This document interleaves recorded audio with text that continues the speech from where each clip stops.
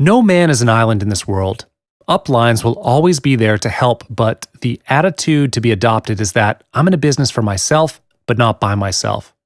Since I'm in business for myself, I'm the master of my fate. I create my own luck, and I'm the author of my own book. It all boils down to me.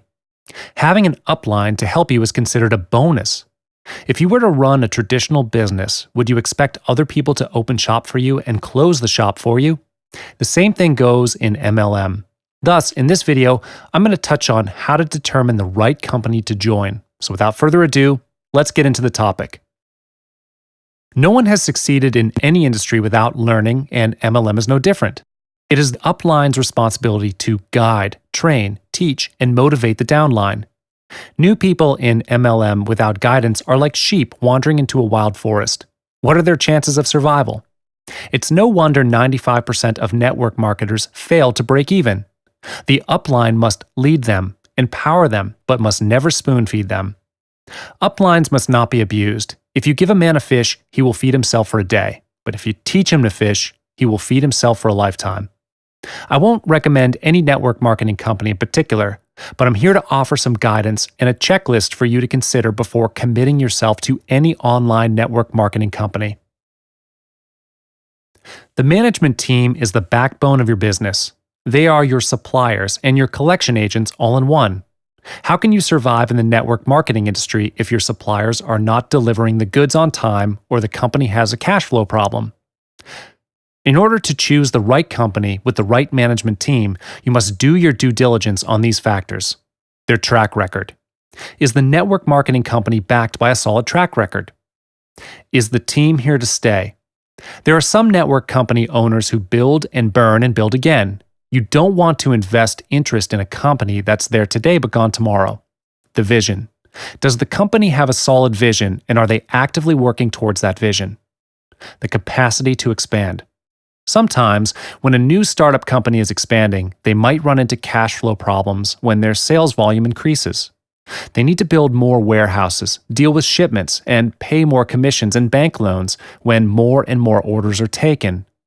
Just because the teams are growing and the sales are coming in doesn't mean the company is able to cope.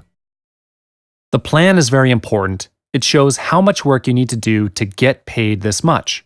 All marketing plans have their own advantages and disadvantages. Different companies offer different margins for their products. The key to remember in margin comparison, if the company pays the distributor too low, you might not survive. If the margin's too exorbitantly high, you might earn a lot, but your retail customers will suffer and the business might not be long-term. There are many types of compensation plans out there. Some of them are so complex that it requires a degree in mathematics to figure out how much money you will get in your next commission check. Some people tend to neglect compensation plans. They feel that this is not important at the initial stages. But if you're not very clear how to place your downlines, you will lose a lot of income, and in some cases, some of your downlines will lose vested interest if you fail to place the right people under them. Remember, losing 10% may not seem like a big amount, but when you calculate in the long run, your sales volume could total up to thousands.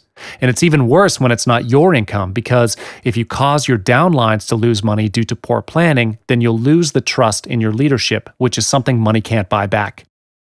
Unilevel plans are one of the oldest compensation plan structures in the world, and their calculation is very straightforward. Basically, you're able to sponsor as many people as you can, and you can draw commissions up to a certain level. In other words, unlimited width, limited depth. A person in a Unilevel plan should focus on building as many team leaders as possible. Sponsor up to 4 to 5 people and focus on helping them build their groups, rather than building for them. After all, there are only 5 days in a week, so helping one at a time is enough to keep one's hands full. Don't build too wide to the point that you can't help your people, and they are left all alone. The concept of breakaway, or in other words, stair-step plans, is similar to the Unilevel structure, but the payment and building structure is a bit different. You usually achieve this creating or helping your downline to create sales volume. Once you achieve a certain rank, you can override commissions up to infinity levels. Just like the Unilevel plan, you must focus on creating leaders in your front line, those that you directly sponsor, because it's worthless to have a large width of front line when they are not producing anything. Matrix plans are often even more complex than the other plans above, but basically you will need to fill a number of units in a matrix style, consisting of a fixed width and depth. In the case above, it is a 2x2 matrix. When a matrix is filled, you'll be given a new account that you can use to build a new matrix and can earn more money. Binary plans and building structures are usually more complex because you are only allowed to have a width of 2 and place the people you sponsor under your downlines. In other words, 2 width, unlimited depth.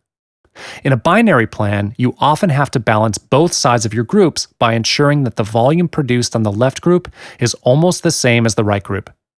Placements of downline must always work towards balancing, and you have to think not only about yourself, but for your downline as well.